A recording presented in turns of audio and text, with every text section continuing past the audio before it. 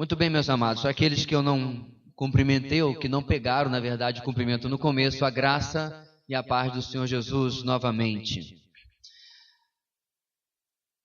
Eu não me lembro se é oficialmente a mais longa, mas parece que sim. Nós estamos agora na 14ª parte do Evangelho de Marcos. E ainda estamos no capítulo 7. Para aqueles que possam ficar admirados com isso, meus irmãos, eu quero sempre lembrar o exemplo de Martyn Lloyd-Jones, o grande expositor bíblico, pastor inglês, que ficou 50 e poucas mensagens apenas no capítulo 1 de Efésios. Eu estou longe dessa marca, então a gente pode caminhar tranquilamente, porque nós estamos agora chegando até o capítulo 7 de Marcos e a nossa 14ª mensagem, cujo tema é: o servo de Deus traz salvação, resgatando o perdido ao oferecer a si mesmo em seu lugar. Este é o tema de toda a narrativa de Marcos, não apenas da mensagem de hoje. O tema da mensagem de hoje, que eu vou falar daqui a pouquinho, é a que você deve anotar. Mas é importante nós destacarmos esse tema geral, meus irmãos, para entendermos do porquê dos argumentos de Marcos, de porquê que Marcos seleciona, de tantas coisas que ele poderia falar sobre a vida de Jesus, exatamente esses exemplos, esses textos, para comprovar a apresentação do servo, aquele que vem para dar a sua vida em resgate de muitos. E no texto de hoje, meus irmãos, nós vamos ver que mais uma vez Jesus, o Messias, vai ter um embate com os religiosos judeus, no caso com os escribas, os mestres da lei. Então quero convidar você a ler comigo, sem mais delongas, do versículo 1 até o versículo 23 de Marcos, capítulo 7. Abriram a sua Bíblia? Então vamos lá juntos, a uma só voz, como sempre peço a sua colaboração para lermos de forma bem bonita. Amém? Muito bom. Diz assim a palavra do Senhor, todos juntos: os fariseus e alguns dos mestres da lei, vindos de Jerusalém, reuniram-se a Jesus e viram alguns dos seus discípulos comerem com as mãos impuras, isto é, por lavar. Os fariseus e todos os judeus não comem sem lavar as mãos cerimonialmente, apegando-se assim à tradição dos líderes religiosos. Quando chegam da rua, não comem sem antes se lavarem, e observam muitas outras tradições, tais como o lavar de copos, jarros e vasilhas de metal. Então os fariseus e os mestres da lei perguntaram a Jesus: por que os seus discípulos não vivem de acordo com a tradição dos líderes religiosos, em vez de comerem o alimento com as mãos impuras? Ele respondeu: bem profetizou Isaías acerca de vocês, hipócritas, como está escrito: este povo me honra com os lábios, mas o seu coração está longe de mim. Em vão me adoram. Seus ensinamentos não passam de regras ensinadas por homens.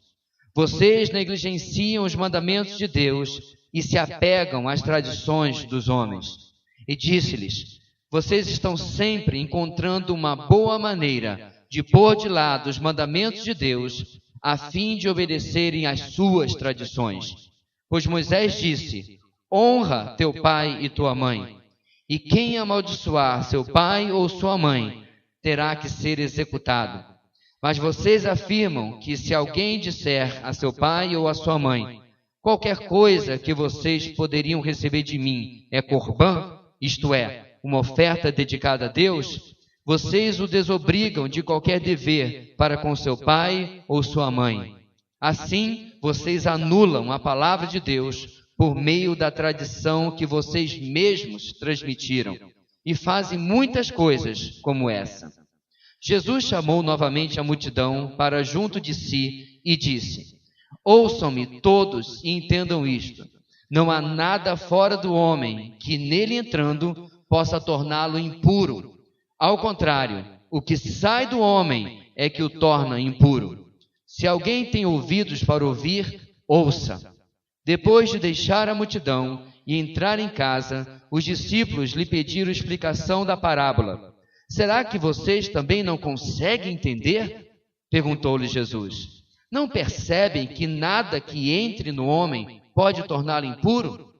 Porque não entra em seu coração, mas em seu estômago, sendo depois eliminado. Ao dizer isso, Jesus declarou puro todos os alimentos e continuou: o que sai do homem é que o torna impuro, pois do interior do coração dos homens, vêm os maus pensamentos, as imoralidades sexuais, os roubos, os homicídios, os adultérios, as cobiças, as maldades, o engano, a devassidão, a inveja, a calúnia, a arrogância e a insensatez. Todos esses males vêm de dentro e tornam o homem impuro. A palavra de Deus vai nos ensinar essa noite, meus irmãos, diante da vivência hipócrita baseada no ensino humanista. O ensino da verdade é a resposta do servo de Deus. Diante da vivência hipócrita baseada no ensino humanista, o ensino da verdade é a resposta do servo de Deus. Jesus vai confrontar o ensino dos fariseus e dos mestres da lei, que além de estar fora da palavra de Deus, era uma vivência, um estilo de vida hipócrita, que justificava o seu pecado através de ensinos contrários à palavra de Deus. E qual vai ser a resposta de Jesus? A própria palavra de Deus. A resposta, meus irmãos, é o ensino da verdade. Não é apenas apontar o erro, Jesus o faz, mas é mostrar a verdade. Também não é apenas ensinar a verdade, mas revelar, denunciar o erro que estava diante da população e sendo propagada de geração a geração, de rabi atrás de rabi, e perpetuando assim obediências que não tinham nada a ver com a palavra de Deus. Portanto, diante da vivência hipócrita baseada no ensino humanista, o ensino da verdade é a resposta do servo de Deus. Isso se aplicava àquele contexto, se aplica ao nosso também. No versículo 1 até o versículo 5, a palavra de Deus vai nos ensinar hoje, meus irmãos, a primeira de 3 lições nesse texto que nós lemos aqui hoje juntos. E a primeira lição é a seguinte: a hipocrisia religiosa usa de pretextos humanistas contra o ministério genuíno do servo de Deus. A hipocrisia religiosa usa de pretextos humanistas contra o ministério genuíno do servo de Deus. O que acontece nos primeiros versículos? Os fariseus e escribas, os mestres da lei, criticam os discípulos do Senhor Jesus, porque eles estavam comendo sem lavar as mãos. E dizem que isto era uma desobediência à tradição religiosa que toda a população estava acostumada. Vamos ver isso de perto. No versículo 1, novamente, entram em cena esses opositores do Senhor, os fariseus e os escribas.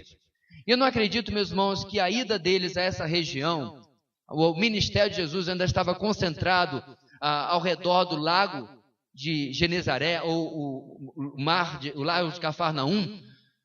Não estava lá porque eles estavam ali querendo ensinar as pessoas, ou alguma viagem pastoral. Eles foram ali de propósito porque o ensino de Jesus começava a incomodar o status quo, a situação deles. Por quê? Se vocês lembram bem, quando Jesus aparece pregando lá no comecinho de Marcos, qual é a reação da população?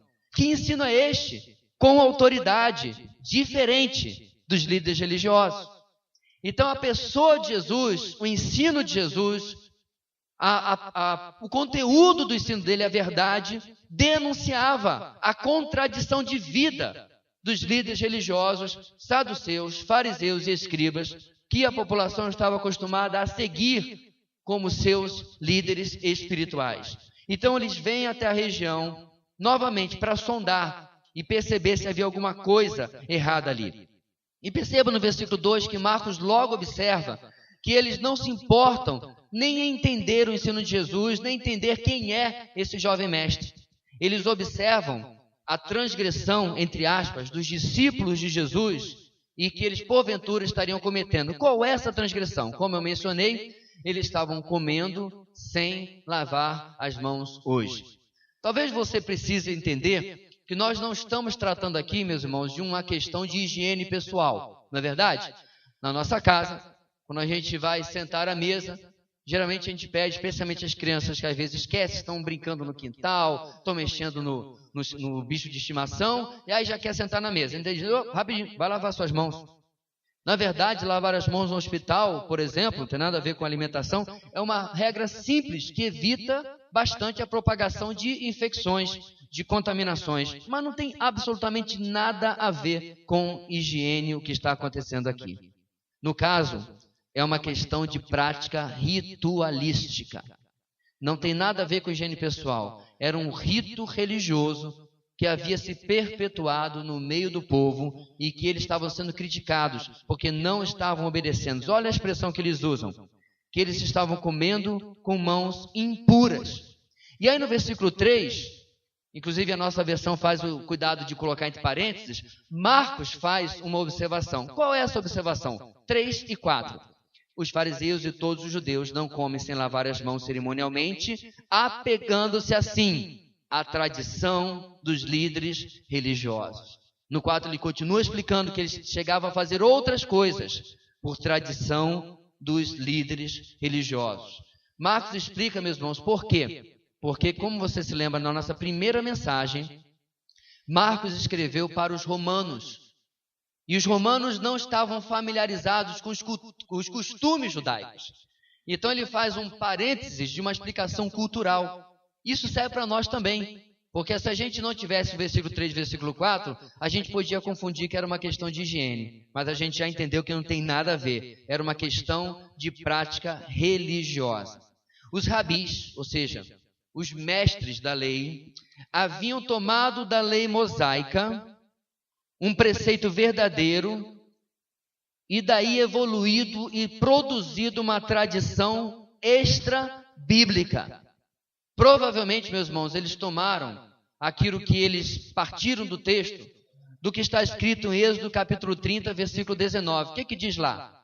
Os sacerdotes e levitas, todas as vezes que tinham que entrar no tabernáculo, na nossa versão, na tenda do encontro, eles tinham uma bacia que eles tinham que se lavar antes de entrar, toda vez. E era literal. Entrou no tabernáculo, se lavou. Rapaz, eu esqueci o negócio lá fora. Saiu, voltou, tinha que se lavar de novo. Está lá em Êxodo capítulo 30. Então, o que os mestres da lei fizeram, meus irmãos? Eles tinham muita dificuldade de conseguir entender o verdadeiro espírito do texto bíblico. E eles criaram comentários e mais comentários, textos e mais textos, que pegavam um princípio bíblico genuíno, que se aplicava apenas àqueles que serviam no templo. E daí começaram a evoluir uma série de regrinhas. Dentre elas, antes de comer, você precisa lavar as mãos, senão suas mãos estão cerimonialmente impuras. Preste atenção, querido. O impuro do Antigo Testamento tinha sempre a ver com o culto do templo. Por exemplo, uma mulher no seu período menstrual, ela estava impura. Ela não podia ir ao templo, mas ela podia ficar na sua casa. Não tinha problema nenhum. Ela podia sentar-se à mesa com a sua família e conviver com a sua família. Um homem que tocasse um cadáver, certo? Quer seja voluntariamente ou por acidente, ele ficava por um período impuro. Ele não podia ir ao templo, mas ele podia conviver com a sua família, ele podia conviver com os amigos, não havia problema algum. Irmãos, a paranoia era tão grande, não tem outra palavra que eu possa usar, que existia comentários que até, se a sombra de um gentio passasse por cima da comida, a comida se tornava impura. Eu não estou exagerando, isso é um comentário de um mestre judaico, de um mestre judeu.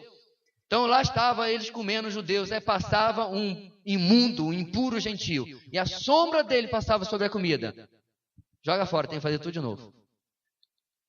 Eles tinham inclusive quantos metros você poderia andar no sábado para cada tarefa permitida, para não transgredir o sábado. As tradições, não está na Bíblia, não está no Antigo Testamento, eles criaram isso. E assim eles estavam criticando os discípulos de Jesus em cima de uma coisa que não era bíblica, era extra-bíblica, pretextos humanistas para combater o ministério genuíno do Messias, do servo de Deus. Porém, Esse procedimento que eles estavam exigindo, como eu disse, não era um mandamento bíblico, mas uma tradição oral, passada de geração a geração, de rabi para estudante, até que se tornou, irmãos, uma cultura religiosa e legalista. O texto termina no versículo 5, diante do que presenciaram, os mestres da lei questionam porque os discípulos de Jesus comiam sem lavar as mãos. Irmãos, interessante é que eles declaram que isso não era algo das Escrituras. O que eles falam? Não vivem de acordo com a Bíblia? É o que está no versículo 5? Não vivem de acordo com a lei de Moisés? É o que está lá? Não, né? O que está lá? Não vivem de acordo com a tradição dos líderes religiosos. Perceba, meus irmãos, que a crítica deles não é vocês estão impuros porque vocês não estão obedecendo a palavra. Vocês não estão impuros porque vocês não estão obedecendo a tradição oral que foi passada de geração em geração. A prática deles era péssima, mas pior são aqueles que defendem uma prática como sendo necessariamente verdadeira e correta, quando ela nada tem a ver com as Escrituras. Meus irmãos, se você acha que isso é só há 2000 anos atrás, aproximadamente, você está muito enganado. Como que a igreja evangélica foi construída em cima de... Eu não gosto muito de usar a palavra tradição. Eu prefiro usar tradicionalismos. Quer seja histórica, pentecostal, neopentecostal, escova frontal, não tem problema nenhum. Toda igreja tem tradições de homens, que às vezes impõem aos outros para classificar espiritualidade, para colocar se a pessoa é mais ou menos espiritual. É a forma de vestir, é o comprimento do cabelo, é se tem maquiagem ou se não tem maquiagem, é se ouve essa música, aquele ritmo ou a outra, é se faz isso ou aquilo. Determinada denominação é o dia da semana que vocês se reúnem. Tradições de homens para impor um critério ISO 9000 de qualidade espiritual na vida de Beltrano ou Ciclano. Há um tempo atrás eu conversava com uma pessoa que me jogou lá fora, não servia para nada. Sabe por quê? Porque eu uso o nome Jesus. Ele chegou para mim e disse, você sabe que este é o nome pagão que deram ao Messias? Eu falei, ah, é? E qual é o nome de verdade? Eu já sabia o que ele ia falar. Aí ele disse para mim, o nome do Messias é Yeshua. E ele encheu a boca para caprichar no sotaque judaico dele. Yeshua. Aí eu perguntei para ele, você já estudou hebraico? Não, não estudei. Eu estudei. Você já estudou grego? Não, não estudei. Aí eu disse para ele, eu estudei. E eu posso garantir por A mais B que no Novo Testamento não tem nenhuma vez escrito Yeshua. No Novo Testamento você encontra a versão grega do nome de Jesus. Mas, meu irmão, a tradição está tão gravada na cabeça da criatura que você podia dizer para ele que a grama é verde, que ele ia dizer que era púrpura. Não importa. O tradicionalismo ou a má tradição traz uma falsa espiritualidade à pessoa, e por que não dizer uma superioridade falsa espiritual, que ela se coloca acima dos outros. Agora, irmãos, isso é importante porque muitas vezes a gente pode ter uma tradição que deveria ser boa, mas acaba se tornando ruim pela maneira como nós a usamos. Boa doutrina, leitura bíblica constante, cuidado em quais cânticos cantamos ou não cantamos, zelo pela pregação expositiva, todas coisas boas. Mas quando se torna, meus irmãos, uma tradição, ou melhor dizendo, um tradicionalismo, que me faz me considerar superior àqueles que não fazem assim, aí é a pior coisa que poderia acontecer. Outro dia eu estava elogiando um dos homens mais maravilhosos que eu já conheci, não pessoalmente, mas pregando, e a história dele, David Wilkerson, o autor do famoso e antigo livro A Cruz e o Punhal. E David Wilkerson é arminiano e pentecostal. E eu conversava com um camarada, ele falou assim, ele é bom, mas pena que ele é assim, assim, aí falando as coisas que ele era. E eu disse para aquele irmão querido, eu queria ter assim a unha do dedo da espiritualidade de David Wilkerson, de chegar na Times Square de 1970 e bolinha, recheada de traficantes e prostitutas, e pregar no meio deles, e ser uma das forças que Deus usou para transformar aquela sociedade. Nick, que é vivo até hoje, Nick Cruz, um dos seus convertidos mais famosos, ameaçá-lo a ponta de faca. E ele pregar o evangelho e dizer para Nick, olha, mas eu lhe amo em nome de Jesus. E Nick ser hoje uma nova criatura. Pessoas que se apegam ou classificam a espiritualidade dos outros por aquilo que ele crê ou deixa de crer. Percebe, irmãos, eu não estou argumentando aqui que eu concordo com a doutrina toda de A, B ou C. Na verdade, eu discordo. Eu acho sim que a doutrina arminiana não é correta. Mas eu jamais vou jogar no lixo, jogar fora, desfazer-me de um irmão em Cristo por questões que muitas vezes são periféricas da fé, não são centrais da fé. Não são mais importantes. Discute-se quantidade de água. Se batiza por imersão, aspersão ou sei lá, mais efusão. Daqui a pouco vai ter até o batismo a 100 graus centígrados no vapor da água. Gente que discute e se divide pelas mais variadas coisas. E eu repito, irmãos, não é problema ter convicções. O problema é você matar e morrer por elas. Especialmente quando elas não são cruciais para a fé cristã. Pastor, o que é crucial? Doutrina da salvação. Se alguém diz que vai ser salvo por qualquer outra coisa, a não ser unicamente pelo sangue de Cristo, pela graça de Cristo, ele não é meu irmão em Cristo. Agora, se ele afirma a mesma coisa, mas ele quer ficar em casa no sábado porque a consciência dele o impede de trabalhar, fique lá, desde que não me perturbe. E no sábado eu vou trabalhar, vou jogar bola, vou fazer o que eu quiser, porque eu sou livre através de Cristo. Se ele me considerar irmão em Cristo, eu considerar, está tudo ótimo. Eu tenho grandes amigos que são aspersionistas por convicção, ou seja, o batismo por aspersão. Brinco com eles, até a gente troca a nossa graça, mas é meu irmão em Cristo. Questões periféricas da fé. Uma certa feita, uma irmã, meus irmãos, há uns meses atrás, falou comigo da mágoa dela, da tristeza dela quando ela saiu da igreja. Ela saiu da sua igreja, foi congregar em outro lugar, e lá ela tinha mais liberdade, então ela cortou um pouco do seu cabelo. Começou a usar uma maquiagem normal, leve. Estava se portando, se trajando com modéstia, com decência. Mas quando passava pelas irmãs da sua antiga igreja, elas mudavam de calçada. Isso não é cristianismo. Isso não passa nem perto de cristianismo. Isso é tradição de homens. E é incrível, meus irmãos, que as pessoas hoje em dia confundem doutrina com tradição de homens. Quer ver só? Várias vezes as pessoas chegaram nessa igreja e perguntaram: qual é a doutrina daqui? Eu falei: como assim? Vocês fazem isso, fazem aquilo? Irmão, isso não é doutrina. Isso é usos e costumes. As pessoas não sabem nem definir o que é doutrina. Coisas pelas quais você deve estudar e conhecer através da palavra de Deus. Irmãos, muitas coisas que nós devemos simplesmente deixar para lá são questões de consciência. Outro dia alguém estava criando um bafafá nas redes sociais porque descobriram que Charles Spurgeon e Dwight L. Moody, dois dos maiores evangelistas dos seus dias, os dois evangelistas batistas, um fumava charuto e outro fumava cachimbo. Ah, o mundo acabou. Rasga todos os livros deles. Irmãos, em inúmeras culturas do mundo, as pessoas fumam normalmente, independente de ser cristão ou não ser cristão. Nós confundimos aquilo que é cultural daquilo que é espiritual. E de novo, eu não estou defendendo, eu acho que você não deve fumar mesmo. Faz mal à sua saúde e não é bem visto pela comunidade, pela sociedade, para o cristão. A bebida é a mesma coisa. Você sabia que os reformadores se sentavam nas tavernas com a Bíblia aberta e uma jarra de cerveja desse tamanho?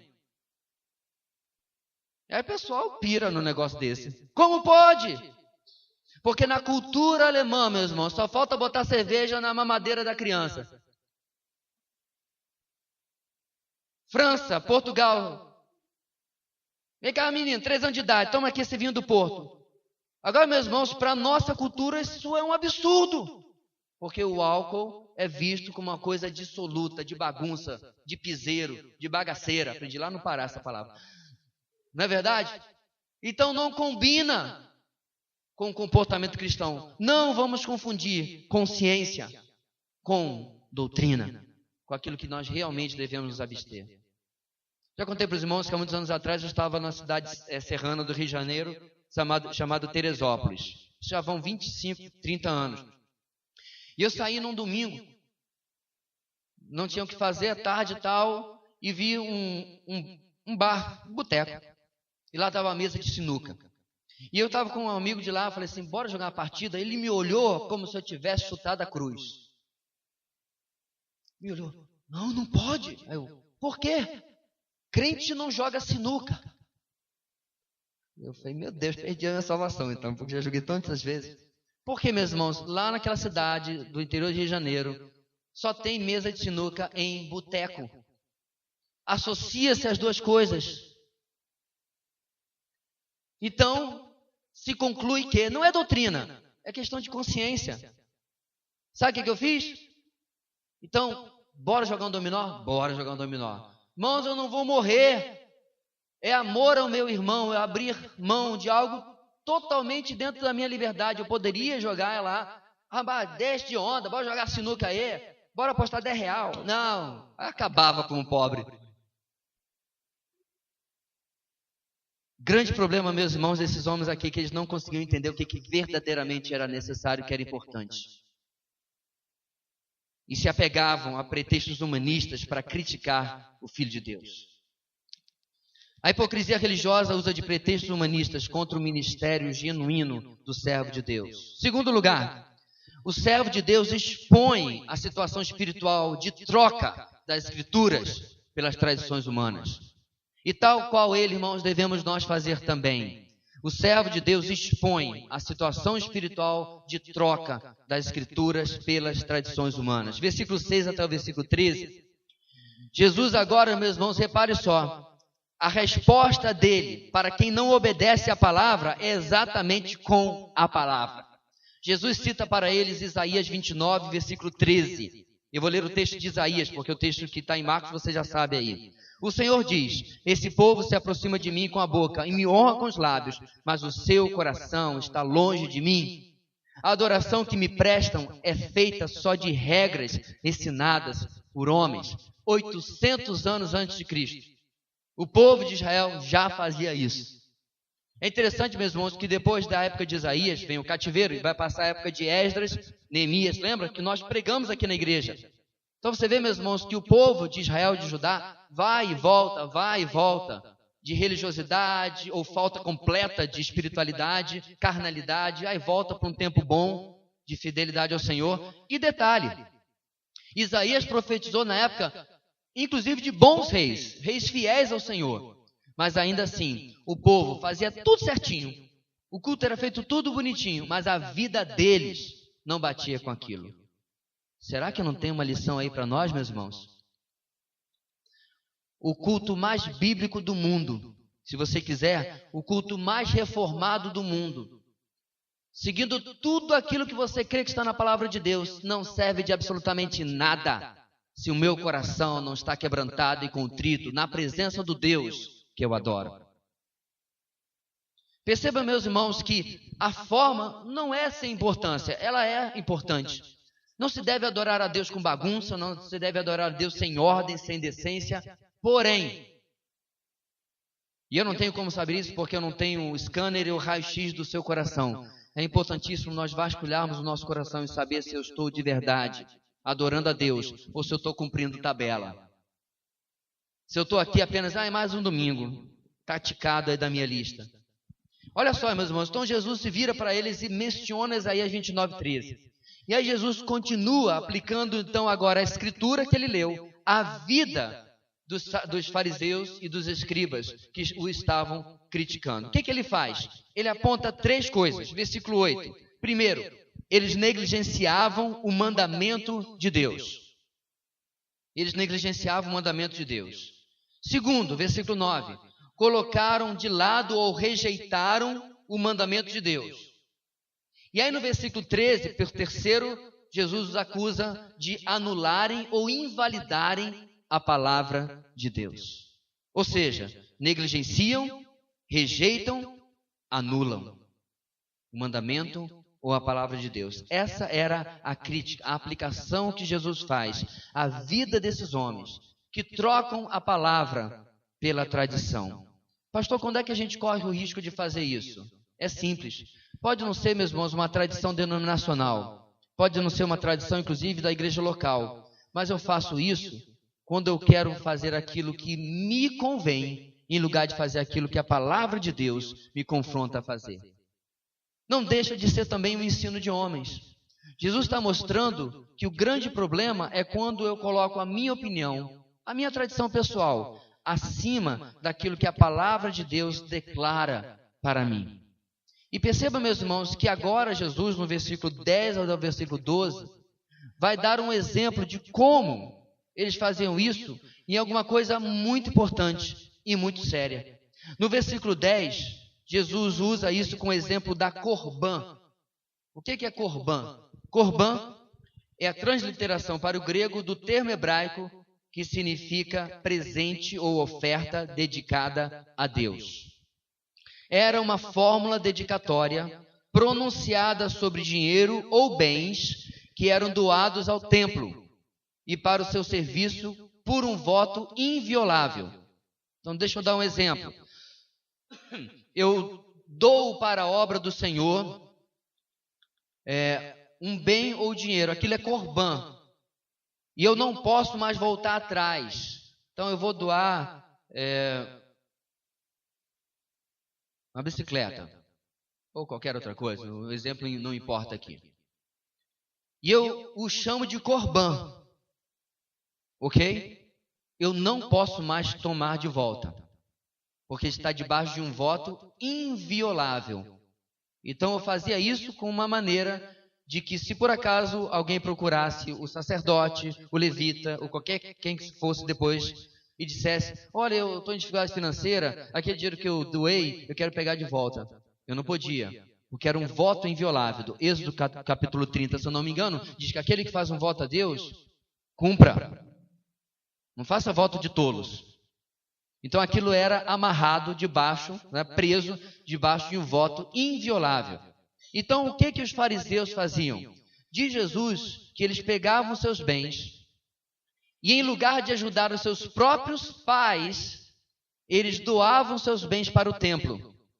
E aí diziam: papai, mamãe, foi mal aí, eu não posso lhe ajudar, porque eu doei todos os meus bens, eu não tenho mais nada, é tudo do Senhor. Só que tem um detalhe, meus irmãos, eles eram os religiosos. Então quem é que usava a bicicleta que tinha sido doada? Eles mesmos. É como se eu pegasse meu carro, minha casa, tudo que eu tenho, aí eu dou para a comunidade de Baixo Videiro e digo: olha, é corbã, viu? Corbã, tá? E no ato de dar, ato contínuo, o que é que eu faço? Eu vou pegar até a chave aqui. Eu doei o carro, tá? Toma aí, sou tesoureiro, tiro foto, selfie no Facebook e tal. Aí ele pega, e agora eu falo: agora lembrou? Eu sou sacerdote aqui. Não tem sacerdote na Nova Aliança, mas todos nós somos. Eu sou um exemplo. Aí o que eu faço? Eu pego o carro de volta e eu vou utilizá-lo. Aí meu papai e minha mamãe entram num problema financeiro lá no Rio de Janeiro. Diz: filhão, dá para você ajudar aí? Olha, estou numa rascada, 40 mil reais, dá para vender o carro e nos ajudar? Depois a gente ajuda você a comprar outro. Ô, paizão, foi mal aí. É corbã. Posso te ajudar, não? Jesus, meus irmãos, não só os lembra do 5º mandamento, está no versículo 10, honra o teu pai e tua mãe, mas ele lembra também de outro versículozinho. Olha lá: quem amaldiçoar seu pai ou sua mãe terá que ser executado. Jesus diz, meus irmãos, que negligenciar o cuidado com nossos pais, nossos também, não vale só para fariseu e escriba, não, é maldição. Forte, né? Dura palavra. Porque mostra, meus irmãos, que honrar e cuidar dos nossos pais não é algo que eu penso: será que é para mim? Será que não é para mim? Será que isso vale para hoje? Vale para hoje, sim. E Jesus critica, meus irmãos, os fariseus de forma tão clara que a denúncia dele está em 3 palavrinhas que ele usa: mas vocês afirmam. Mas vocês afirmam, versículo 11, que se alguém disser a seu pai ou a sua mãe: qualquer ajuda que vocês poderiam receber de mim é corbã. Pastor, eles eram tristes, né? A gente não faz isso. Paulo ensina a igreja que não existe possibilidade de julgo desigual. Mas a igreja evangélica ensina que nós temos que amar. Então não tem problema nenhum se casar crente com descrente. Irmãos, eu convivi com isso durante a minha adolescência. A palavra de Deus diz que não há espaço para julgo desigual, mas vocês afirmam. A palavra de Deus diz uma coisa, mas a igreja afirma outra. Mas eu afirmo outra. Então perceba, meus irmãos, que essas três palavrinhas usadas por Jesus estão hoje falando contra nós. Os fariseus e saduceus já morreram há um tempão, mas o texto permanece dizendo que independente de qual seja o mandamento, pode ser um dos 10 mandamentos, pode ser qualquer outro preceito bíblico. Se eu olho para a palavra de Deus, e eu espero que você tenha olhado para a palavra de Deus todos os 7 dias desta semana, que você tenha tido um tempo com Deus, com devocional, sem devocional, você tenha tido um tempo na palavra, ouvindo Deus confrontar o seu coração, revelar a realidade do seu coração. Se você fez isso, e você precisa tomar uma decisão diante da palavra, mas eu afirmo, você está fazendo, eu estou fazendo a mesmíssima coisa que os escribas e fariseus na época de Jesus. Pode não ser uma corbã, meus irmãos, mas é a mesma coisa. Enquanto que o nosso papel, tal qual Jesus, é revelar a situação espiritual de quem troca a palavra de Deus pelas tradições humanas. E muitas vezes, amados, nós fazemos a mesma coisa. Jesus ainda aponta que eles estavam amaldiçoados, porque estavam amaldiçoando seus pais por negar o cuidado que eles deveriam fazer. E de novo Jesus cita as Escrituras, Êxodo 21, 17. Para terminar, será que alguém pode dizer, mas eles não estavam debaixo do voto? Alguém pode lembrar isso? Pastor, esse negócio da corbã parece ruim, mas eles estavam debaixo de voto. Diz que se fez voto, não tinha como voltar atrás. Sabe qual é o problema, meus irmãos? Um voto que contradiz a palavra de Deus, ele é inválido. Um voto que contradiz o resto da palavra de Deus não tem validade diante de Deus. Quando eu voto alguma coisa, quando eu prometo alguma coisa para Deus, e detalhe, isso não pode ser barganha, certo? Eu voto por amor, por dedicação a Deus. Esse meu voto tem que estar debaixo de tudo aquilo que a palavra de Deus ensina. Caso contrário, ele é inválido. Não adianta, que Deus não vai honrar alguma coisa que contradiz a sua palavra. Portanto, um voto de corbã, que dizia que eles não poderiam pegar o seu dinheiro mais para ajudar os seus pais, não valia de nada, porque estava em contradição ao 5º mandamento do Decálogo, ou seja, dos 10 mandamentos. O servo de Deus, eu e você hoje, devemos expor a situação espiritual da troca das Escrituras pelas tradições humanas. Irmãos, como é comum hoje ver as pessoas dizendo que tal coisa é ensino de homens. Geralmente eles fazem isso quando eles não gostam do que ouvem. Já percebeu isso? Quando a coisa é muito estrita, muito fechadinha, aí isso é ensino de homens. Estava conversando com uma pessoa sobre o, entre aspas, pastorado feminino. E a pessoa disse para mim, pastor, o senhor sabe muito, mas o senhor sabe só ensino de homens. Detalhe, quem estava citando o versículo até agora era eu. Ele estava, eu penso, eu acho, eu entendo. O que eu não entendi é como que eu que estava citando o ensino de homens e ele é que estava sendo tão bíblico, sem citar a Bíblia. E os argumentos deles eram, o evangelho é o amor, não é a lei. Jesus veio para liberar e libertar as pessoas, não para aprisioná-las em regras. Falácias.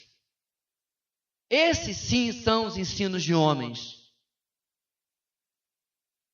Quando, meus irmãos, a sociedade vê claramente que a Bíblia proíbe o homossexualismo, eles acharam mais um jeitinho para contornar o ensino bíblico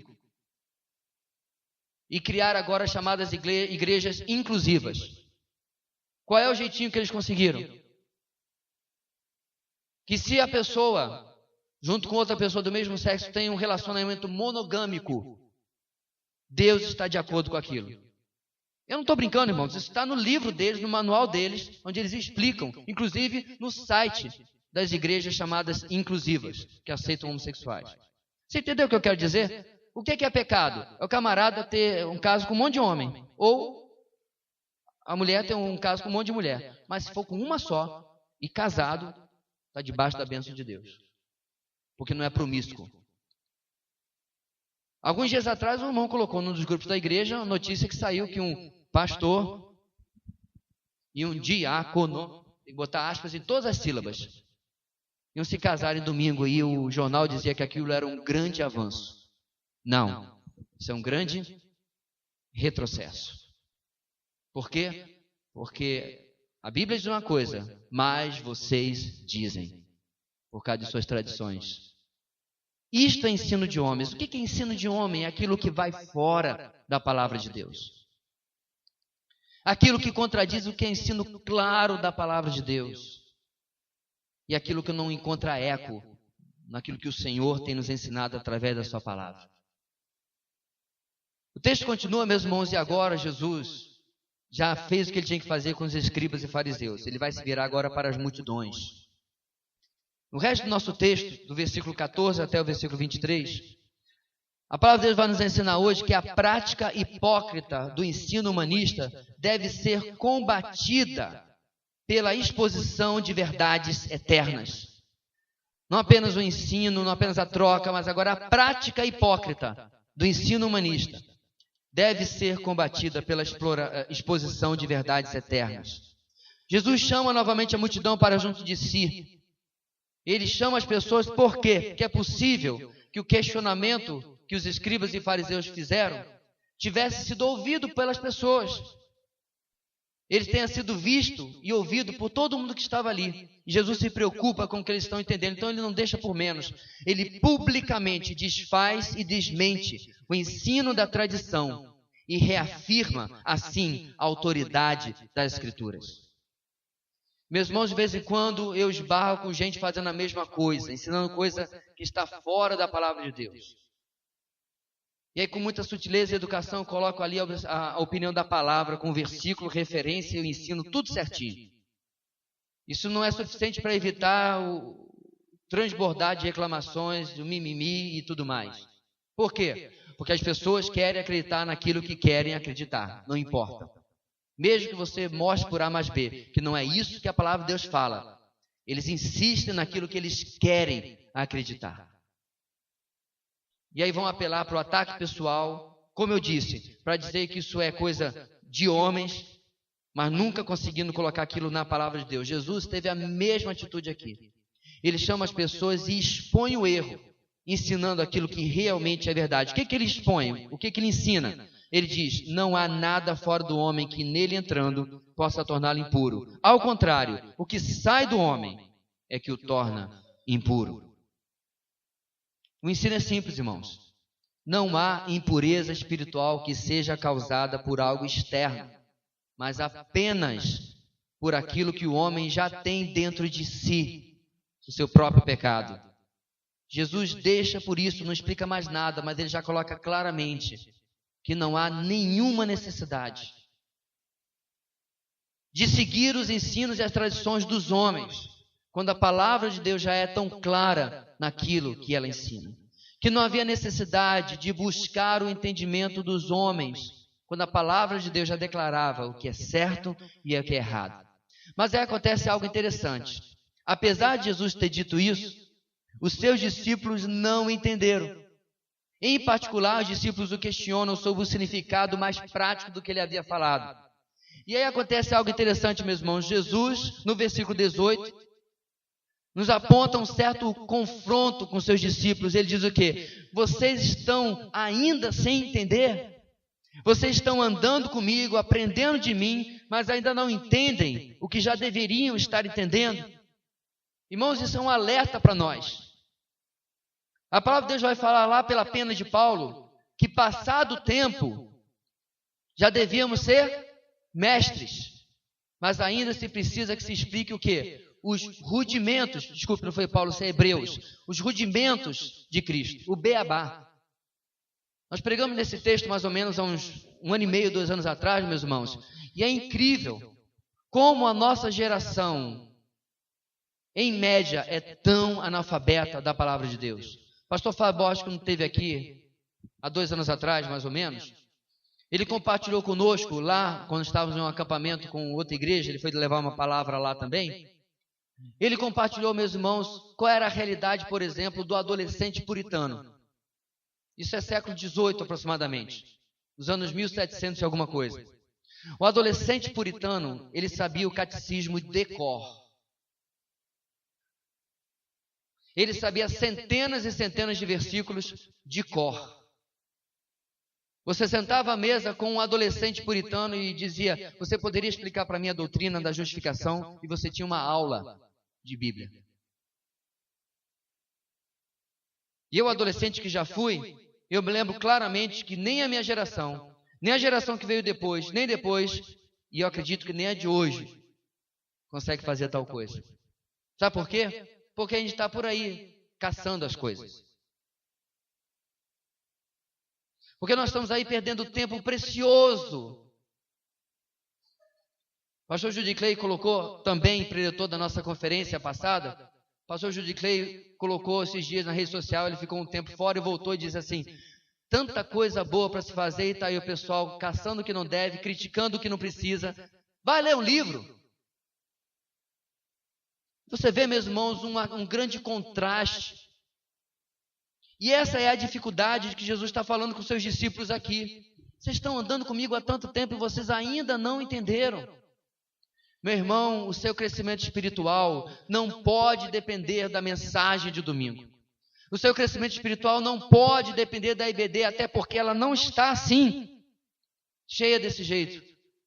O seu crescimento espiritual não pode depender apenas de um homem ou 2 ou 3 dentro de uma igreja que estão lhe ensinando. Como eu já falei, irmãos, trocentas vezes, nós estamos na era da informação. Com um clique do mouse você tem acesso às coisas mais maravilhosas. Pastor, essa semana eu quero estudar sobre o ministério da mulher, o papel da mulher. Eu lhe dou 30 vídeos, 10 artigos e sei lá quantos livros. Pastor, essa semana eu quero aprender sobre o ministério de família. E tem muita coisa. Pastor, essa semana eu quero aprender sobre oração. Você não vai conseguir, meu irmão, consumir todo o material, todo o conteúdo que há. Não obstante, nós fazemos parte da geração mais analfabeta de Bíblia. Pastor Paulo Júnior, inclusive, ele tira as luvas e vai para a briga de rua e diz: nós somos a pior geração de crentes. Se você concorda com ele ou não, não sei. Aí você acha o site dele e reclama. Mas às vezes, meus irmãos, eu acho que é assim mesmo. Não sabemos nada de Bíblia, mas bora fazer um bloco gospel. Não sabemos quase nada de Bíblia, mas bora fazer uma festa junina. Mas não chama de junina, não. Chama de festa do milho. E aí a gente faz da mesma maneira. Sabemos quase nada de Bíblia. Mas, pastor, o senhor precisa fazer um evento evangelístico.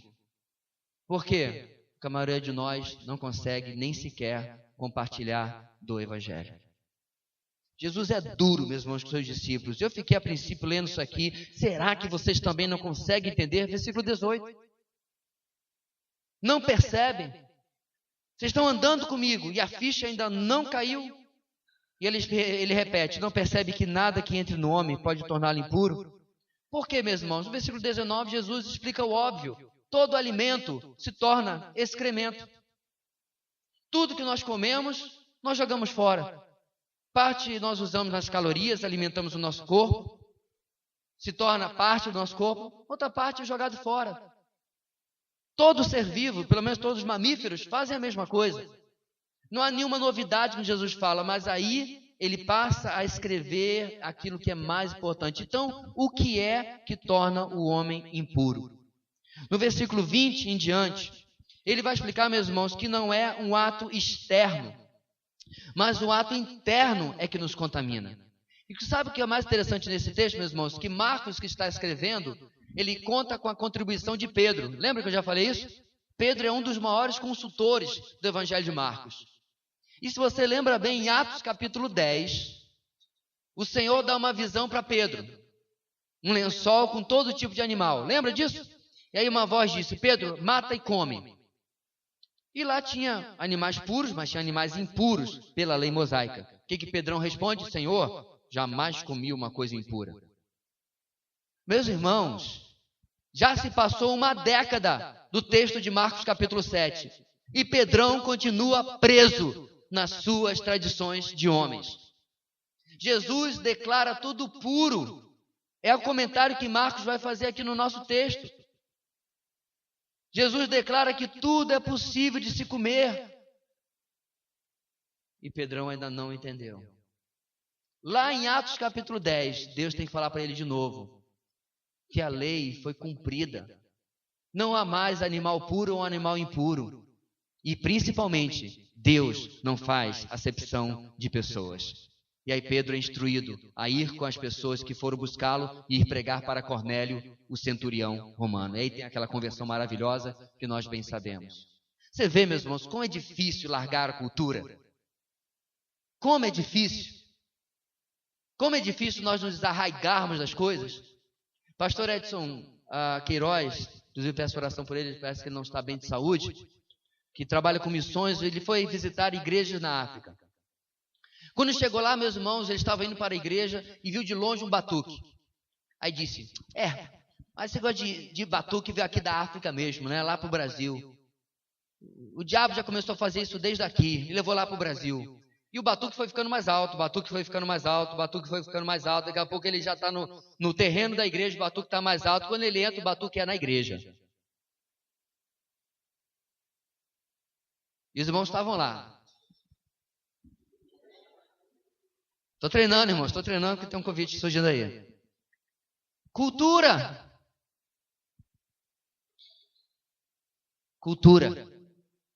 Mas ele, com seus pressupostos brasileiros, chegou lá achando que ele estava chegando no terreno de macumba. Não tem nada a ver. O batuque era para louvar a Deus. Como nós somos presos à cultura, como nós somos presos a pressupostos. E às vezes, meus irmãos, vivendo com o próprio Jesus, eles não estavam aprendendo nada. E aí Jesus fala, meus irmãos, e aqui eu quero pedir a seu último fôlego de atenção. Jesus vai agora dar uma relação, se eu não me engano, de uma dúzia de pecados. A lista não é extensiva, tem muito mais coisas que Jesus poderia mencionar. Mas Jesus fala, meus irmãos, o que é então que contamina a nossa vida? O nosso coração pecaminoso. E aí Jesus vai exemplificar isso como? Primeiro, os maus pensamentos. Grande parte dos nossos pecados, irmãos, começam apenas como projetos em nossos maus pensamentos. Fazemos a maquete aqui, antes de fazer a realidade.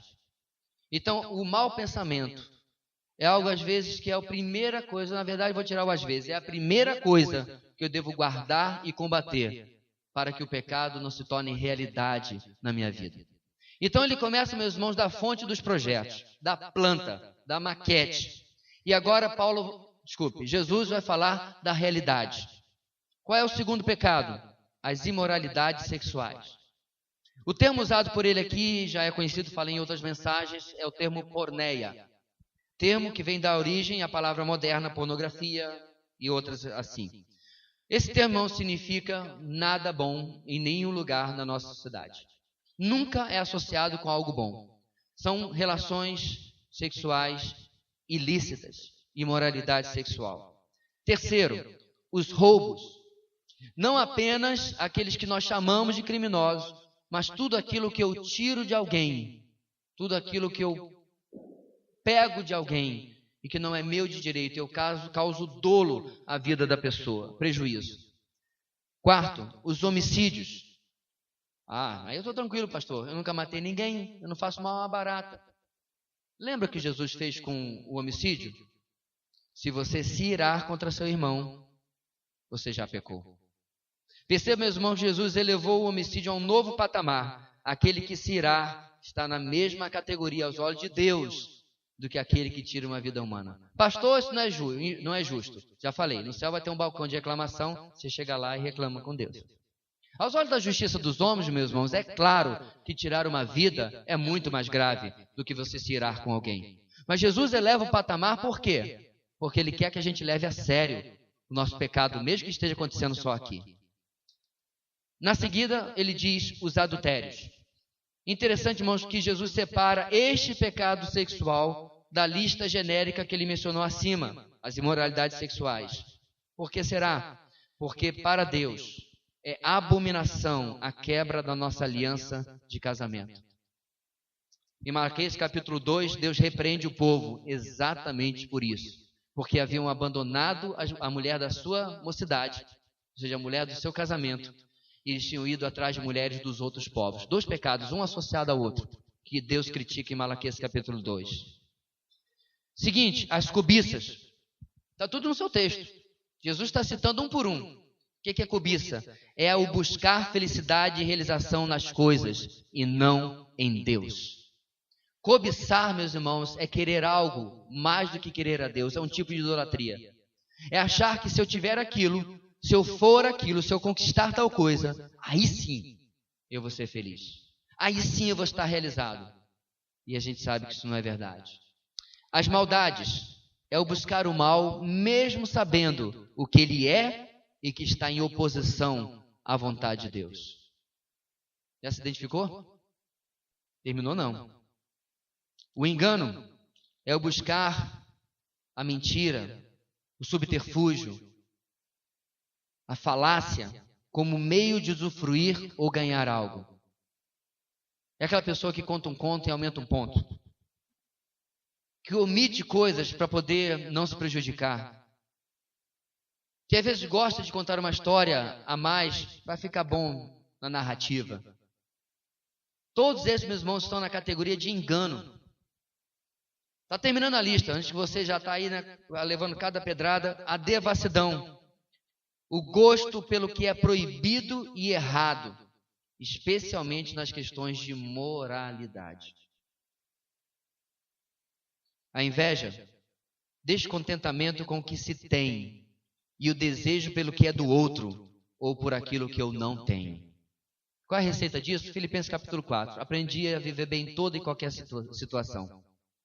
Sei ter muito e sei passar necessidade. Tudo posso naquele que me fortalece. Contentamento é o oposto da inveja. A calúnia. É interessante, meus irmãos, que a palavra usada por Jesus aqui é blasfêmia. Ou seja, essa calúnia está ligada a Deus, é declarar uma mentira sobre o próprio Deus. Isso é calúnia, isso é blasfêmia. Jesus não trata aqui, meus irmãos, da calúnia contra o meu próximo, mas uma calúnia, uma blasfêmia contra Deus. É afirmar sobre Deus qualquer coisa que a palavra não tenha afirmado antes. Penúltimo pecado, a arrogância. O contrário da humildade. Eleva a pessoa acima dos demais e até o faz se ver como um certo, entre aspas, Deus. E Jesus termina, meus irmãos, com a insensatez. Nada, absolutamente nada na Bíblia é por acaso. Jesus começa com os maus pensamentos, a nossa lista, e termina com a insensatez ou loucura, dependendo da tradução. O que é insensatez ou loucura? É o contrário da sabedoria que vem do alto. Essa aqui é a sabedoria da terra, que é louca, que contradiz a vontade de Deus e o querer de Deus.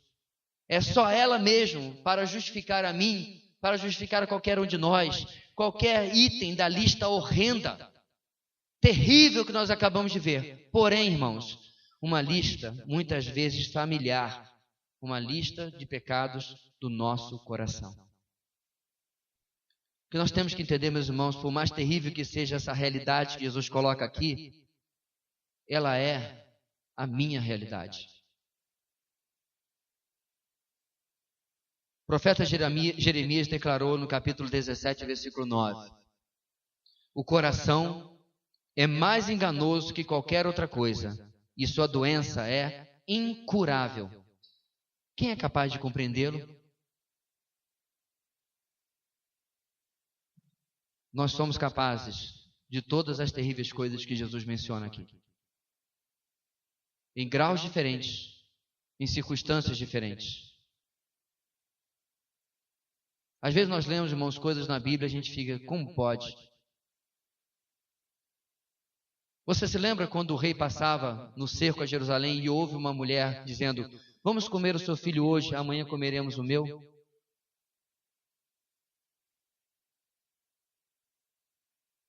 Talvez você se vire e diz: que povo é esse?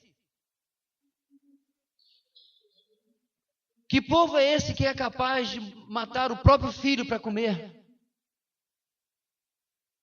Talvez você se lembre, meus irmãos, da passagem em que depois de derrotar um exército muito maior que ele, ter clamado a Deus, e Deus ter cuidado, abençoado e ter dado vitória sobre um exército muito maior que ele, o que o rei faz?